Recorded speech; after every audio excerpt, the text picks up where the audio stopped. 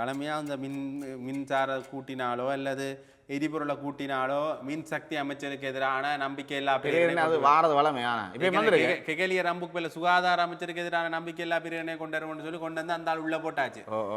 அது பிறகு அது பெரிய பிரச்சனையா மாறிட்டு அதுக்கு பிறகு இப்ப பிரதமருக்கு எதிரான நம்பிக்கை இல்லா பிரேரணை கொண்டு போறோம் என்ற ஒரு கதை ஒன்று அடிபட்டுது. அது சமாளிச்சுட்டாங்க. பிறகு இப்ப மின்சக்தி அமைச்சர் இப்படி நம்பிக்கை இல்லா பிரேரணையை கொண்டு போனா மக்களுக்கு என்ன நம்பிக்கை வரும்? அதான் யார் கொண்டு வந்திருக்க பேர் சஜித் டீம் தான் கொண்டு வந்திருக்கு. அமெரிக்கார் ரைட்டா.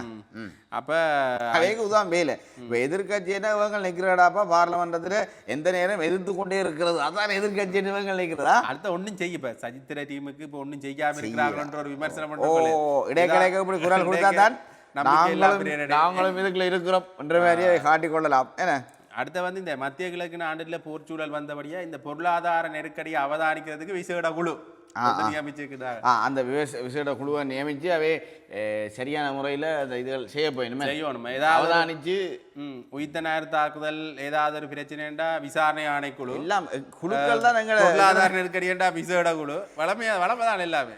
அதான் நேற்று அந்த இவர் சொல்லியிருக்கார் தேர்தல் ஆணைக்குழுன்ற தலைவர் சொல்லியிருக்கிறார். அந்த தேர்தல் ஆணைக்குழு வடமாகாண சபை இந்த மாகாண சபை தேர்தல் இருக்குதானே அந்த மாகாண சபை தேர்தல் தொடர்பான ஆராய்ச்சி செய்யறதுக்கு ஒரு குழுவை அது நியமிச்சிருக்கணுமா? அந்த குழு 3 மாதத்தில் அறிக்கையை சமர்ப்பிச்சா நாங்கள் தேர்தலை இந்த வருஷத்துக்குள்ளே வைக்கலாம் மாகாண சபை தேர்தலை என்று சொல்லியிருக்கணும்.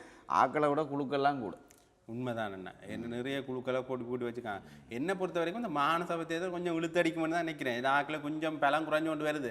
வைக்கிறேன்னா உடனே வச்சு முடிச்சிருக்கலாம். எல்லாத்தையும் வச்சு முடிச்சிருந்தா பிரச்சனை இல்லை. இப்ப எல்லாம் பலம் குறைஞ்சு கொண்டு வருது. பாப்போம் என்ன நடக்க போதுண்டு.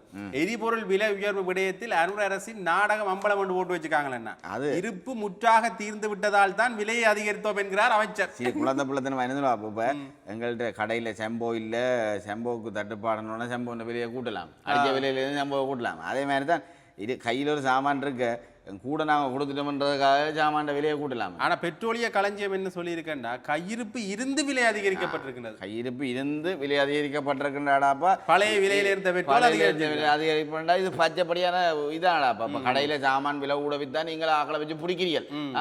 இப்ப எல்லாம் எல்லா கடையிலும் பிடிச்சோன்னு இருக்குது. நீங்கள் இந்த கல்ல வேலை செஞ்சா உங்களே யார் பிடிக்கிறது? அதான் இப்ப பிரச்சனை.